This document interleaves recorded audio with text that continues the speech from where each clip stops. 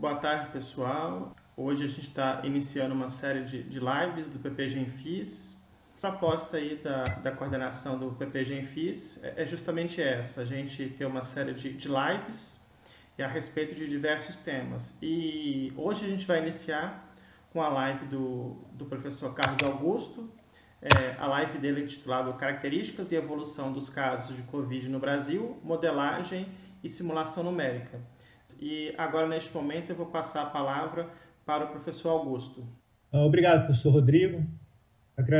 Quero agradecer aí o programa de pós-graduação em ensino de física por essa oportunidade de falar um pouco sobre modelagem e simulação matemática que os físicos costumam fazer assim, o tempo inteiro, né?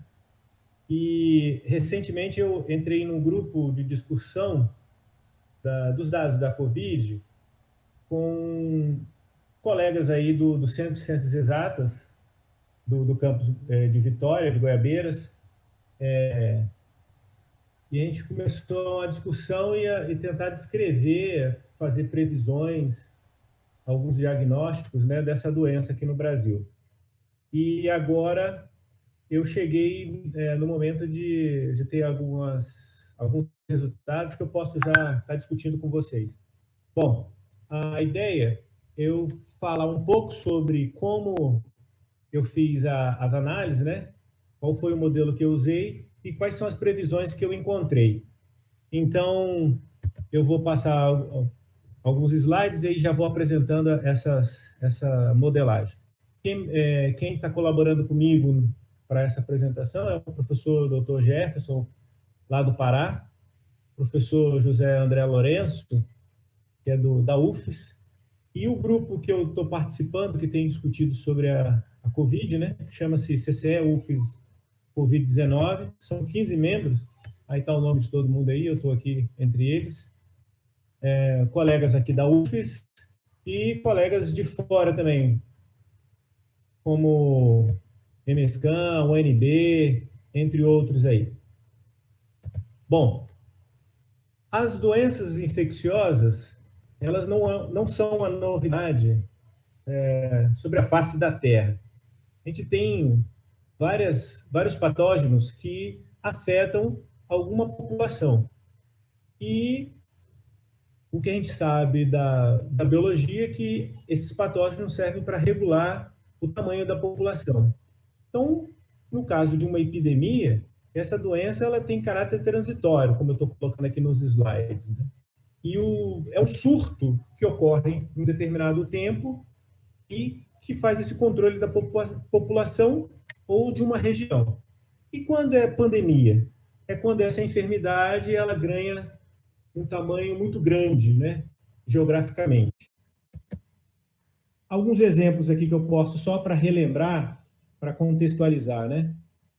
Ocorreu isso na Grécia Antiga, chamada Peste de Atenas, e provavelmente alguns historiadores mostram que pode ter sido uma febre tifoide, outros dizem que pode ser uma varíola, o mesmo o sarampo.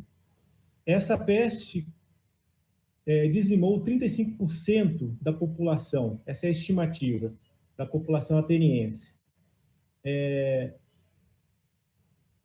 A que eu estou listando em segundo aqui é a peste negra, né? Ou a peste bubônica.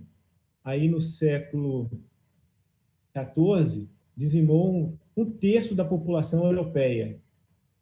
Mais próximo da nossa época, tem a gripe espanhola, que afetou todos os continentes e matou aproximadamente 50 milhões de pessoas. Recentemente, a gente tem o vírus do ebola, que afetou várias regiões da África Ocidental. Temos também outras viroses que se espalharam, né? Outros patógenos que se espalharam sobre a superfície da Terra, como a AIDS, o SARS, a varíola, a cólera, que foi conhecida aqui durante a década de 90 no Brasil, que atacam, que tem transmissão, né, de pessoa para pessoa, ou precisa de um outro vetor para ter a transmissão. Então, como a AIDS, né, sabe-se é conhecido que existe o vírus em primatas.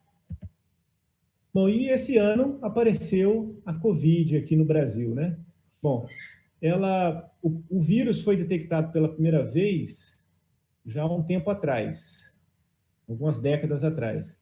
Mas em 2019, então por isso, Covid-19, foi detectada, né, encontrada numa província da China. Já existem alguns artigos que apontam que o surto iniciou em novembro de 2019, mas a China só comunicou à OMS em 31 de dezembro. E a OMS declarou como pandemia em 31 de março. Bom, então, eu vou apresentar aqui alguns dados para depois a gente montar alguns cenários com relação a esses dados. Aqui estão os dados da região sudeste. A gente tem o Espírito Santo e Minas Gerais com um comportamento muito parecido. Isso num gráfico de escalas lineares. Na vertical, número de casos acumulados, e na horizontal, tempo em dias, quando surgiu o vírus naquela região, ou naquele estado. São Paulo e Rio de Janeiro, que tem uma densidade demográfica muito mais alta do que os outros estados, apresentam um maior número de casos, como era de se esperar.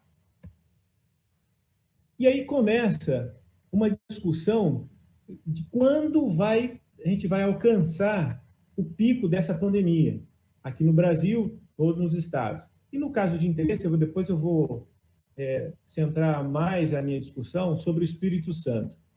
Numa escala logarítmica dos dois eixos, a gente observa que o comportamento do Rio de Janeiro e São Paulo são muito parecidos. Minas Gerais e Espírito Santo, agora, depois do mês de abril, tem um comportamento semelhante também. Não no início, mas agora também. Bom, isso é uma estratégia de tentar verificar quais são as características dessa pandemia. Então, eu coloquei num gráfico logaritmo, né, nas duas escalas logarítmicas. Bom, os dados do Brasil estão mostrados nessa figura. O eixo da direita é o número de casos diário e o eixo vertical o eixo vertical da direita é o de número de casos acumulados e o eixo da esquerda, é o número de casos diários, em função do tempo. Observe que tem umas oscilações nos casos diários, que é o gráfico em barra. Isso parece periódico. Isso não tem nenhuma explicação aparente, mas a gente pode propor algumas explicações para isso. Nos casos acumulados, observamos que ele tem um crescimento que lembra uma exponencial. Bom, a dúvida é, esse crescimento da Covid no Brasil e nos estados é uma função exponencial?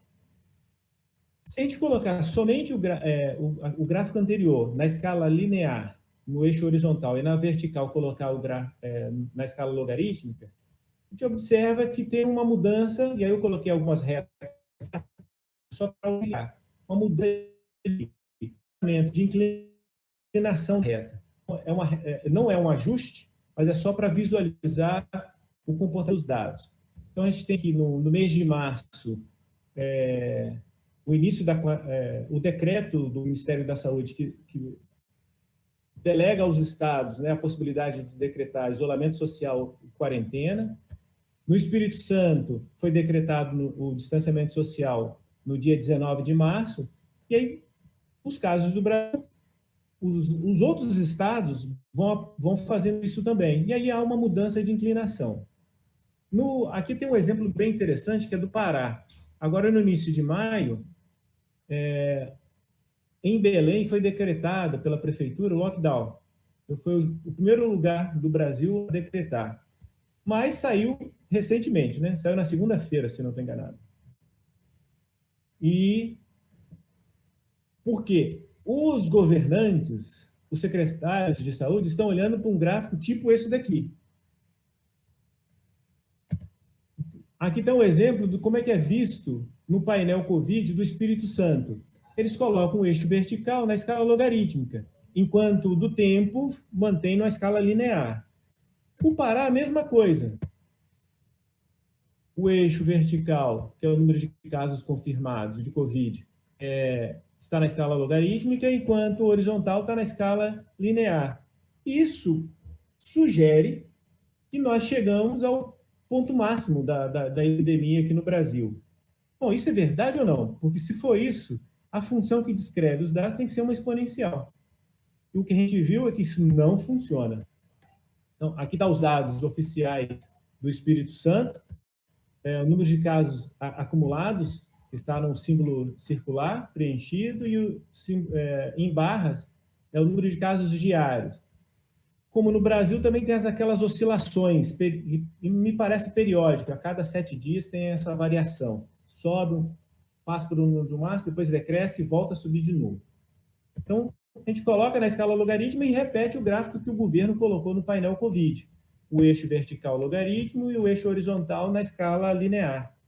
E tudo isso indica que a gente, desta forma de colocar os dados, mostra que o distanciamento social, a quarentena que foi feita aqui no Espírito Santo a partir de março, está funcionando. Então, e aí a fala das autoridades políticas estão dizendo que chegou a hora de abrir o comércio. Então, foi feita uma abertura aqui dia 11 de maio, porque a inclinação da reta já tinha mudado. Aqui é só para visualizar, eu não fiz um ajuste linear, é só uma reta que descreve o comportamento, né? Só para facilitar a nossa visualização. Então, dia 11 de maio, já que o comportamento já está estabilizado, não há mais um crescimento forte do número de casos de Covid no Espírito Santo, então pode abrir o comércio. Essa foi a explicação do secretário até, nas entrevistas que ele deu nos últimos dias.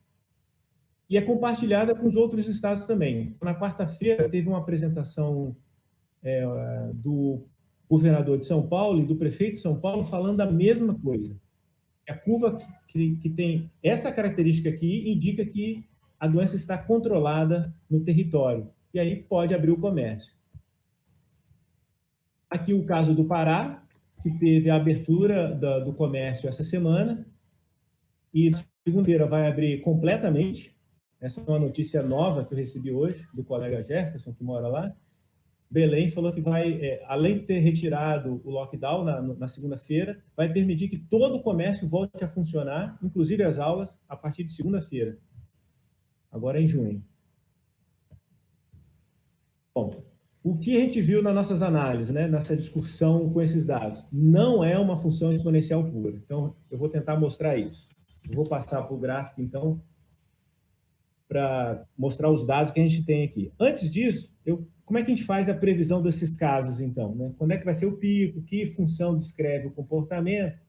Então, eu vou colocar aqui algumas informações da modelagem matemática que eu usei e alguns modelos físicos que a gente testou também. Bom, qualquer epidemia, ela tem uma característica semelhante a essa figura que eu estou mostrando aqui. Número de casos na vertical e o tempo na horizontal. Dependendo do sistema de controle das autoridades políticas, das autoridades públicas, essa curva pode ser mais acentuada, ter um pico bem mais intenso, ou um pico menos intenso e mais alargado com o tempo. O número de pessoas infectadas pode ser um pouco menor por dia. E isso pode facilitar a tomada de decisão dentro dos hospitais, né? Controle de enfermarias, de UTI. Se o número é baixo, facilita. Então, aqui tem até uma linha horizontal para, só como exemplo, né, a capacidade de um sistema de saúde. A primeira curva, que está mais à esquerda, ela ultrapassaria muito a capacidade do sistema de saúde. Bom, o que a gente fez, então? A gente precisa de alguma função que descreva esses dados. Então, a gente propôs uma equação, uma função não linear.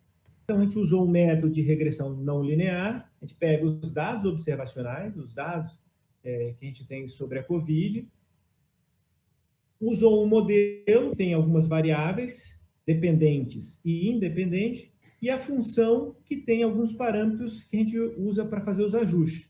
E aí, cada método vai ter um número de parâmetros para a gente poder ajustar.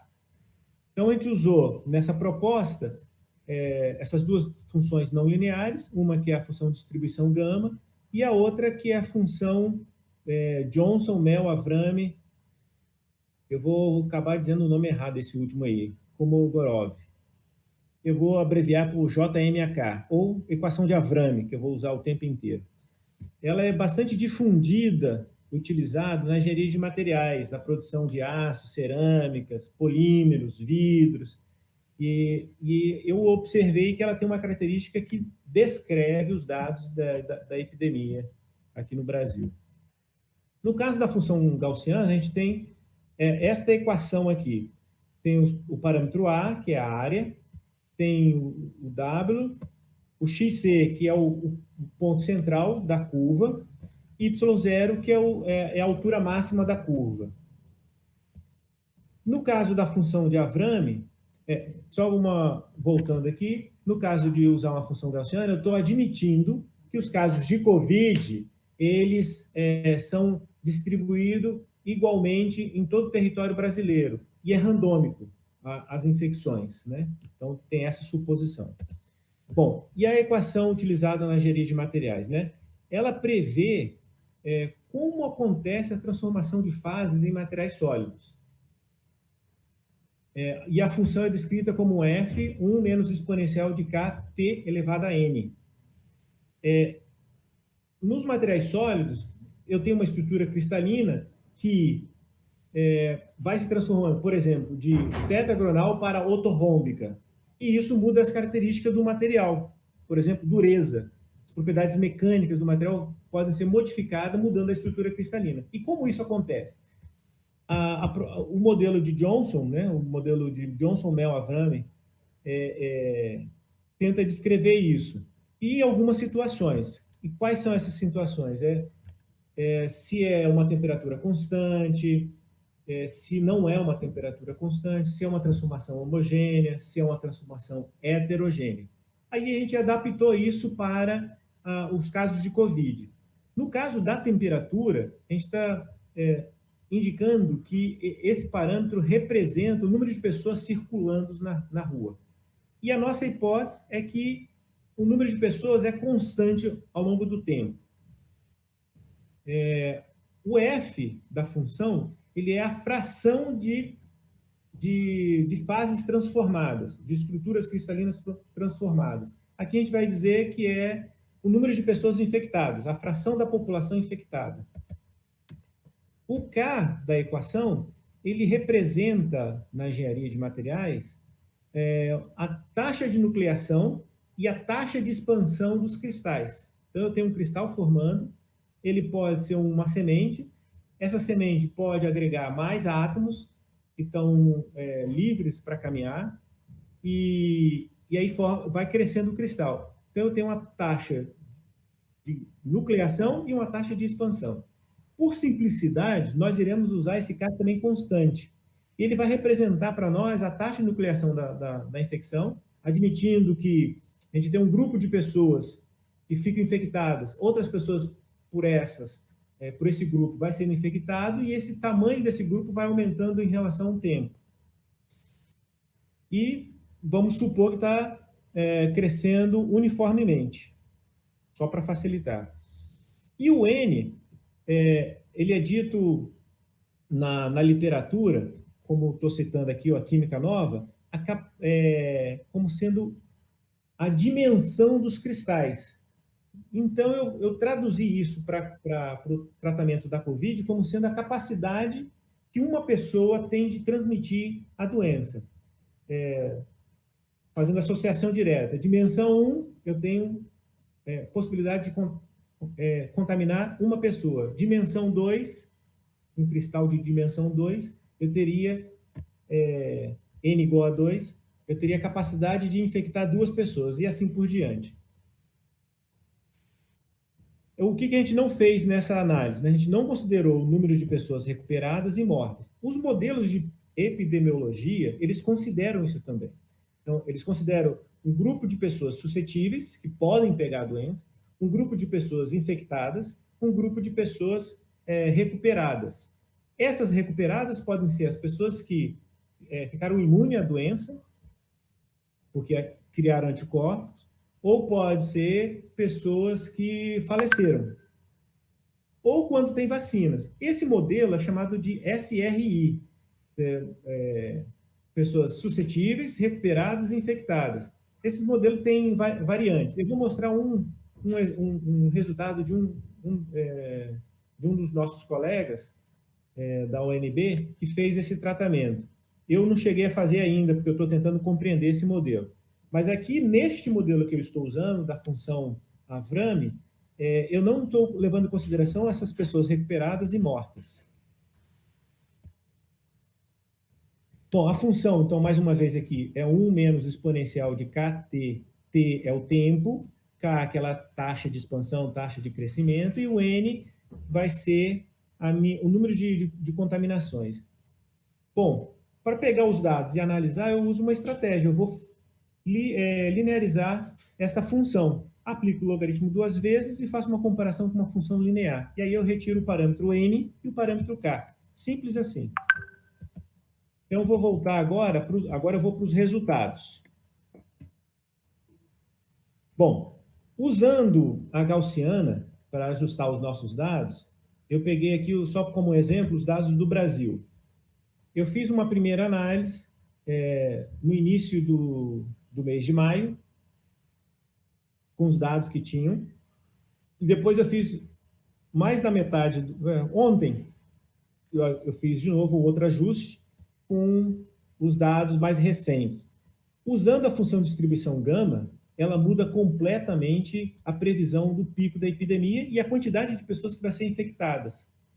Então, por exemplo, se eu ajustar uma função de distribuição gama no início da epidemia, ela pode dar um pico em 31 de maio, então no próximo domingo.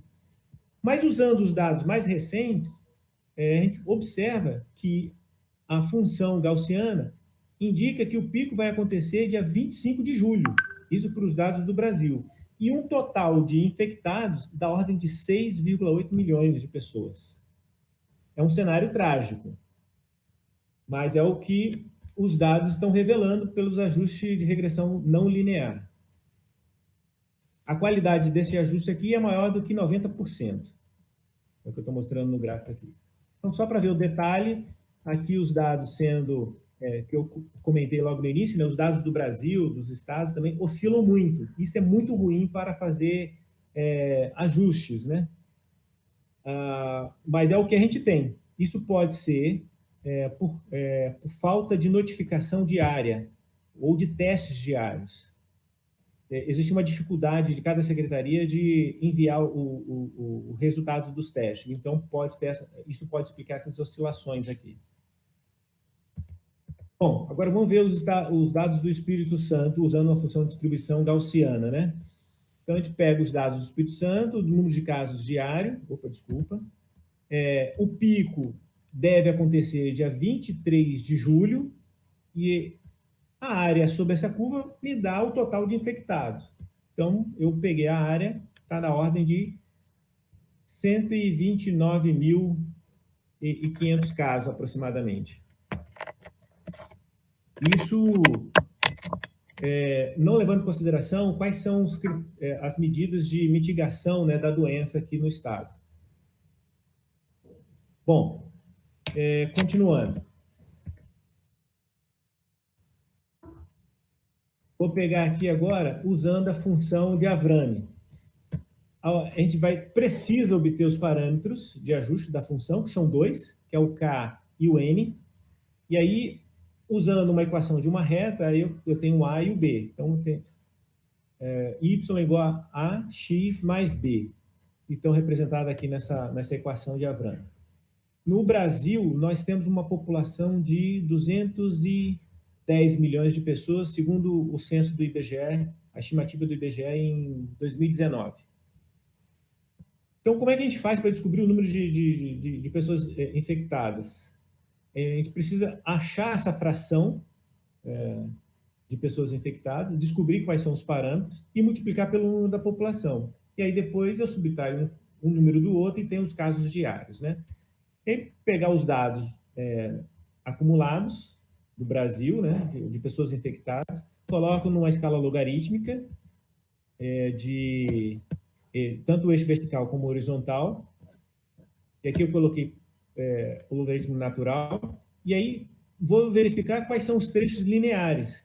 E aí eu observo que tem umas mudanças. E é diferente como os governadores, as secretarias de saúde têm colocado nos painéis. Eu não vejo esse decréscimo no número de casos. Ao contrário, eu vejo um aumento. Ajustando aqueles dados lá, pegando os parâmetros usando a função de Avramin, eu tenho essas possibilidades. Então, aqui eu tenho a fração de pessoas infectadas. Nesse caso aqui, eu estou sem fazer nenhum ajuste na função, eu esperaria que 100% da população seja infectada. Mas isso não é possível.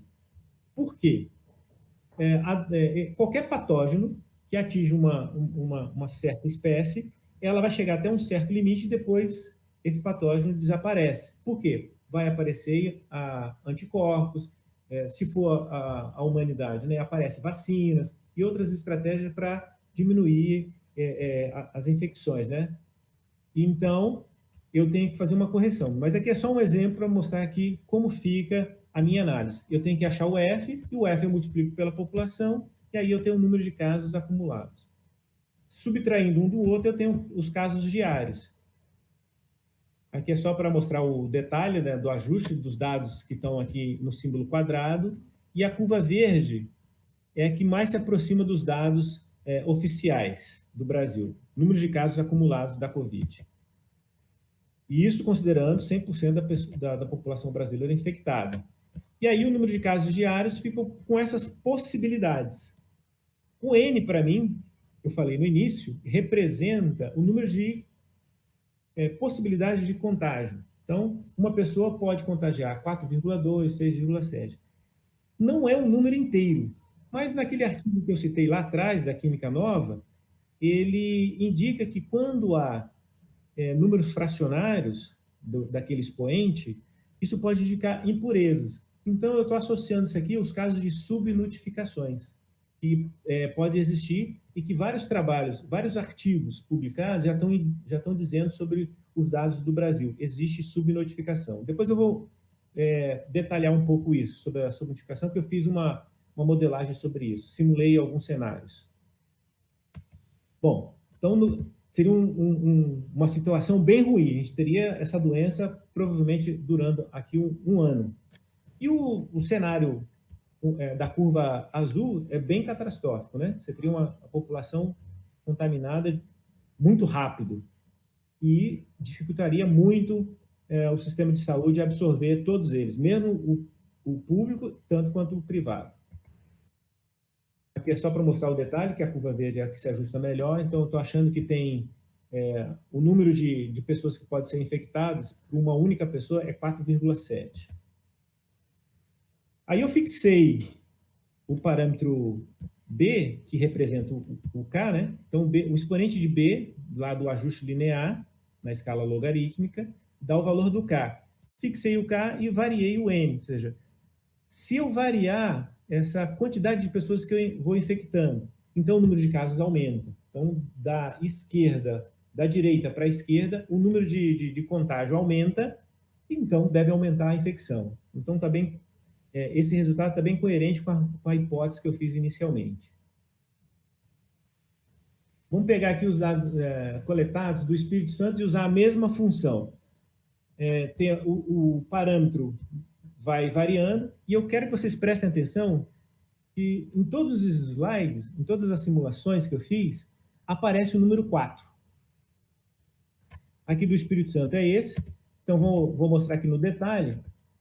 Os dados diários se comportam como se fosse a curva verde, cujo parâmetro N, que é o expoente da função de Avramin, que eu estou considerando como a quantidade de pessoas que uma pessoa infectada pode contaminar. Então, parece que no estado do Espírito Santo, 4,2, uma pessoa pode infectar 4,2 pessoas.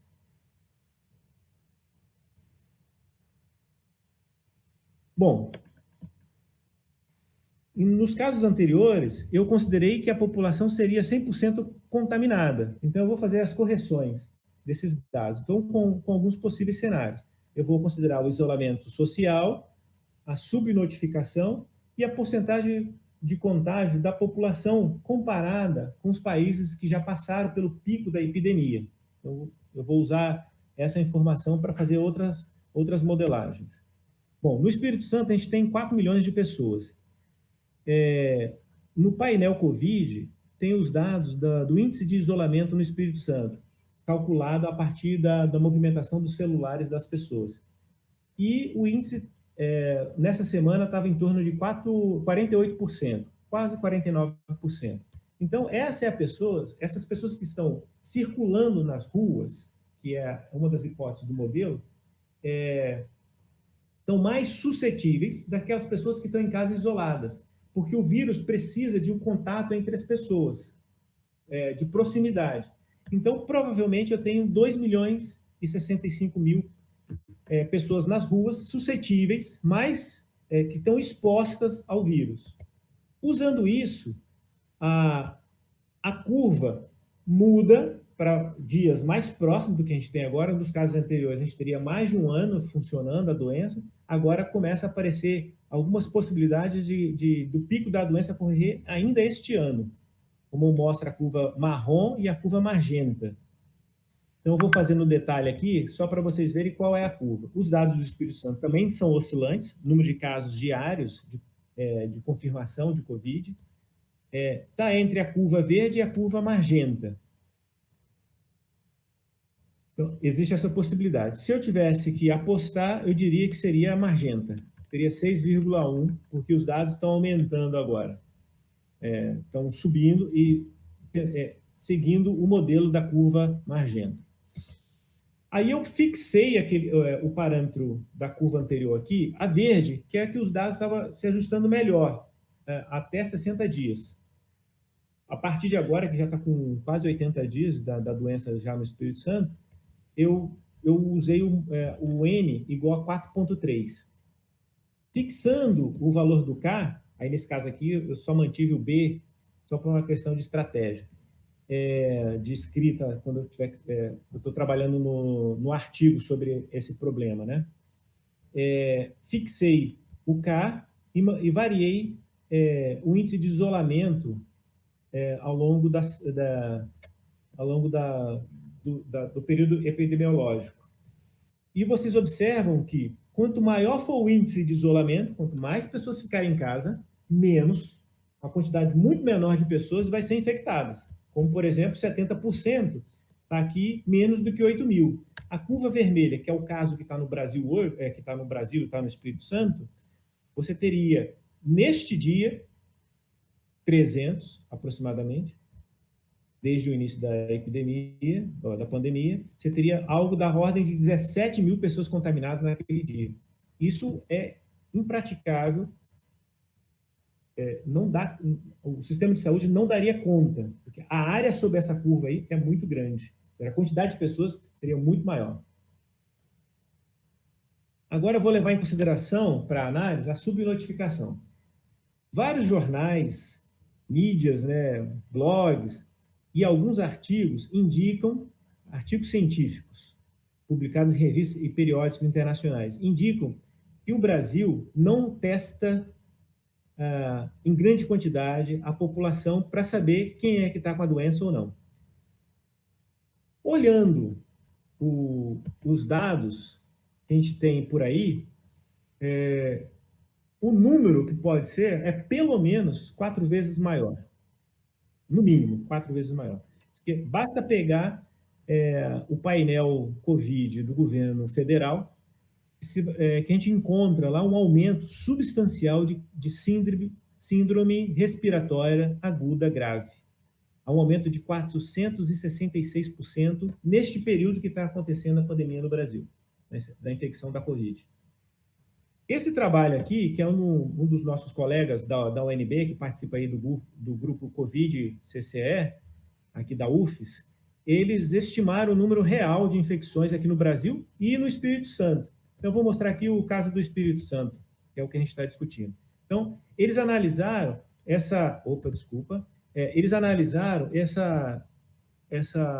a situação de hospitalização de pessoas por síndrome respiratória no Brasil. Se você pegar a média entre alguns anos, você vai ver que é esse ponto preto, o símbolo preto aqui no gráfico, número de hospitalizações. 2019 está ligeiramente acima, algo em torno de 10% acima dos dados da média histórica.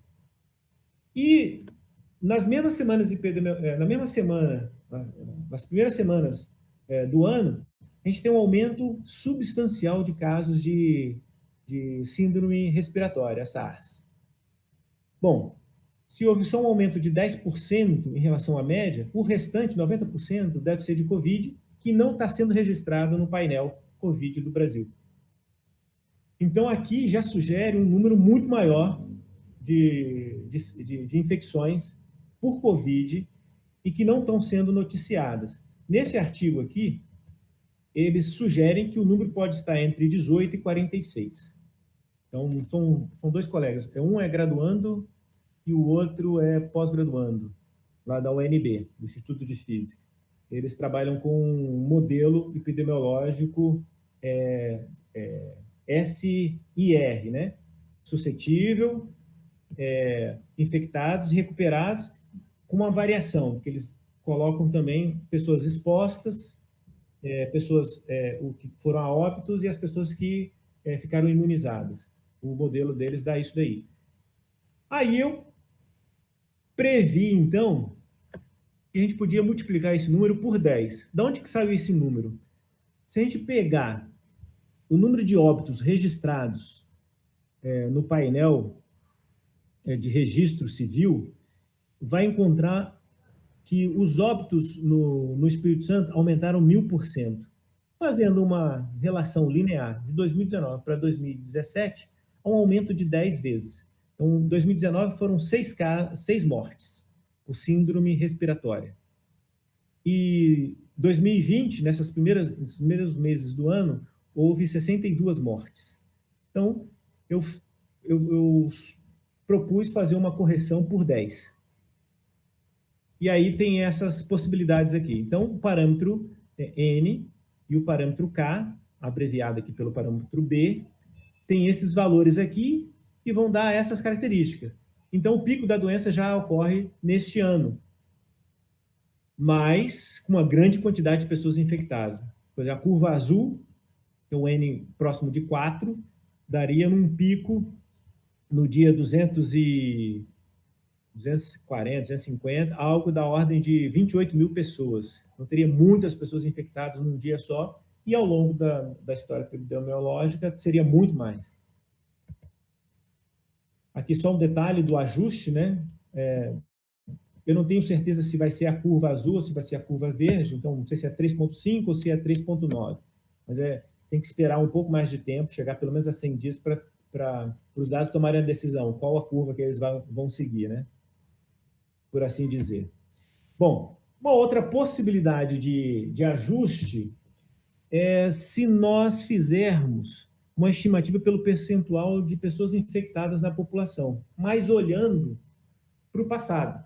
E aí o passado é um passado próximo, olhando para a Coreia do Sul, que já passou pela essa epidemia, a Austrália, o Reino Unido já passou pelo pico da epidemia, a Itália também, que está retornando às atividades comerciais na Europa.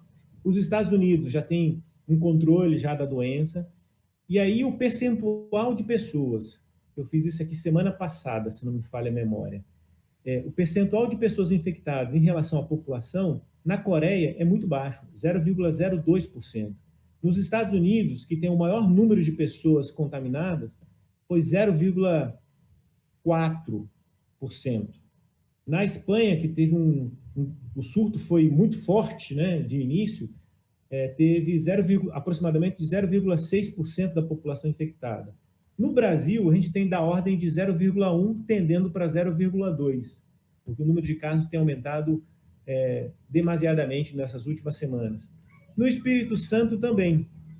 Então, já está aqui próximo de 0,2 no Espírito Santo. E aí, então vamos, já que 0,1 é o mínimo, então a gente vai tentar fazer uma correção dos dados com a função de Avrami, com esse percentual, 0,3%, 0,5% e 1% da população infectada. Como é que foi esse insight? Eu peguei os dados da Itália, que foram coletados até dia 27/4, então eles já tinham passado pelo pico da epidemia, peguei a função de Avrami, fiz um ajuste nos dados da Itália, nos dados oficiais, e vi qual era o parâmetro que melhor se ajustava aos casos de Covid daquele país. E a curva com os parâmetros N igual a 4,6, que é o expoente, e o B, que representa o K, é 19,4, é a melhor curva que ajusta. Pega bem o início, mas não pega muito bem o final, porque a característica da curva muda. Mas não é muito diferente o pico da epidemia para, de fato, quando é que o pico da epidemia aconteceu na Itália. Então, bom, se eu usar o fator de correção 0,3 para a Itália, então eu posso usar aqui no Brasil ou no Estado do Espírito Santo e outros estados que dá para fazer a correção. Então, eu fui lá nos dados e multipliquei por esse fator, né, por essa porcentagem.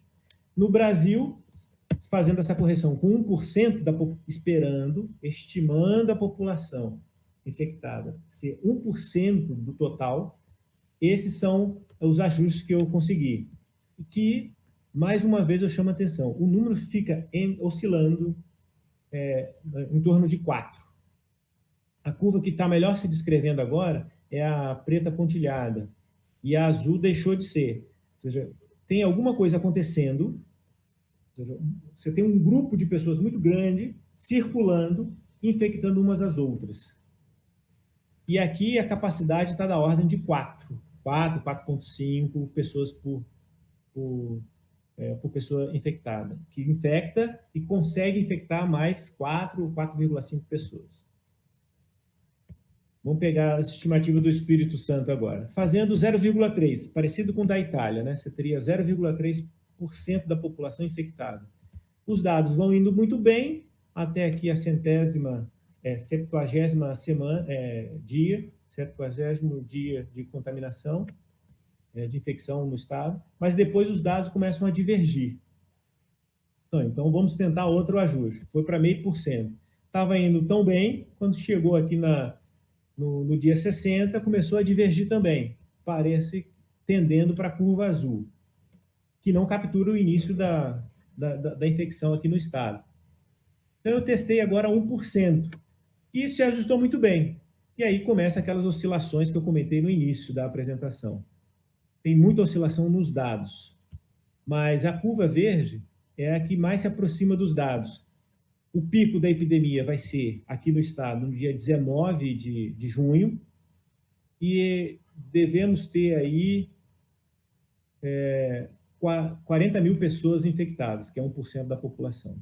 O número de leitos até o início da semana era da ordem de 1.100 leitos dedicados para Covid. O que a taxa de ocupação aqui, né, o número de ocupação de leitos para Covid já estava próximo de 400.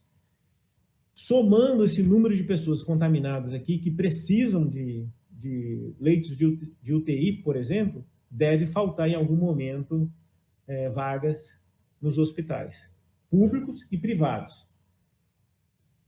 Aqui é só para mostrar que a curva verde é a que melhor se ajusta aos dados. Eu calculei a diferença, né? Os dados vão muito bem, descreve muito bem no início, mas depois, isso para qualquer físico experimental é um desastre, né? Você tem dados que estão flutuando demais. Essa flutuação, pelas análises que eu tenho realizado, observando as entrevistas do secretário de Educação, de Saúde, as falas de alguns especialistas, é a capacidade que o Estado tem para realizar os testes. Existe uma fila muito grande. Semana passada teve aqui no Espírito Santo e agora está tendo de novo. Ou seja, isso varia bastante o número de casos confirmados por dia. E aqui o último exemplo que eu gostaria de mostrar, que é o caso do Pará. Fazendo uma simulação também para o Pará, a gente tem uma curva que está muito mais acentuada para a preta e a verde, e aí você teria um pico aí com 31 mil pessoas contaminadas. Eu botei o par ordenado aqui, né, o dia 210, desde o início da pandemia, e nesse dia, 31 mil, quase 32 mil pessoas infectadas pela Covid. É uma expectativa, é um cenário. Outro cenário, fazendo 0,5% da população infectada do Pará, esse pico fica aqui concentrado no dia 26 de maio. No entanto, esses dados têm aumentado assustadoramente. Eu não fiz a atualização, mas já tem o valor bem mais alto dos que estão mostrados aqui. Os pontos, né, escuro, bolinha aqui, são os dados oficiais. E se a gente fizer a correção para 1% da população infectada, a gente teria aí 86 mil pessoas infectadas no estado do Pará. Os dados se ajustam melhor para um caso onde o N é 5,7. Lembrando mais uma vez que no Brasil, no Espírito Santo, o número ficou em torno de 4, 4,2, 4,5, e no Pará passou para 5,7, ou seja, a capacidade que uma pessoa tem de infectar outras pessoas. No Pará parece que é muito mais alta. E o pico deve acontecer no dia 3 de junho, na próxima semana. Mas essa simulação, elas são muito sensíveis ao número de casos, porque se as medidas de mitigação da doença na região forem relaxadas, esses números vão disparar, que é o que deve acontecer nos próximos 15 dias. Bom, esses são os dados que eu tenho aqui, né? Então, eu vou fazer minhas considerações finais para a gente bater um papo aí. Então, só para fazer um resumo do que eu apresentei, né? A evolução da Covid, como os governadores têm apresentado aí nas secretarias de saúde, têm apresentado nos painéis, elas não obedecem uma função exponencial, então você não deve colocar, induz as pessoas a fazer uma análise errada, então ela não é uma função exponencial pura. E o modelo que nós usamos aqui, que é aplicado na engenharia de materiais, eles descreve bem a fase inicial dos casos da Covid, né? Como mostrado no exemplo do Brasil, do Espírito Santo e do Pará, por último. E essa quantidade de casos, ainda que está muito no início aqui para o Brasil, está num momento perigoso, porque o relaxamento das medidas de controle pode acarretar no número excessivo de mortes e o número excessivo de internações também nos hospitais. O modelo no Brasil mostra um crescimento muito rápido de infectados, está sendo minimizado pelas autoridades de saúde. Falta uma liderança que ajude a dizer como deve ser o controle. Cada estado faz o seu controle, não tem uma diretriz. Considerando os cenários que a gente fez de isolamento, a gente pode ter 2 milhões de pessoas infectadas, e uma possibilidade de uma pessoa infectar 4,2 pessoas. Usando a subnotificação, a gente teria também algo da ordem de 2 milhões de pessoas, 2 milhões e 100, e teria, uma pessoa seria capaz de infectar 3,9 pessoas. Se a gente corrigir o dado para 1% da pessoa, estimando que o estado tenha 1% de infecção, né, de pessoas infectadas, o pico pode acontecer no dia 19 de maio e ter 40 mil pessoas infectadas. No Brasil, o pico deve ocorrer também aqui próximo do dia 19, com 2 milhões de pessoas infectadas. No artigo que eu citei, né, mostrando dos colegas lá da UNB, eles veem algo dessa natureza também, valor da ordem de 2 milhões de pessoas infectadas. E no nosso caso aqui, eu consigo traduzir o parâmetro N como sendo a capacidade que uma pessoa tem de infectar a outra. De modo geral, na média no Brasil, 4,5 pessoas. No Imperial College, no mês de abril, divulgou um trabalho dizendo que no Brasil era 2,8. Então, uma pessoa é capaz de infectar 3 pessoas. Eu estou pegando uma unidade a mais. No Pará, para o cenário que tem 1% da população infectada, a gente teria 86 mil pessoas infectadas, e a relação lá de pessoas, uma pessoa infectada pode infectar quase 6 pessoas. que é uma situação muito ruim para a abertura de comércio. Isso deve dificultar bastante a vida do sistema de saúde, né, para quem trabalha no sistema de saúde. Então é isso. Muito obrigado aí pela atenção.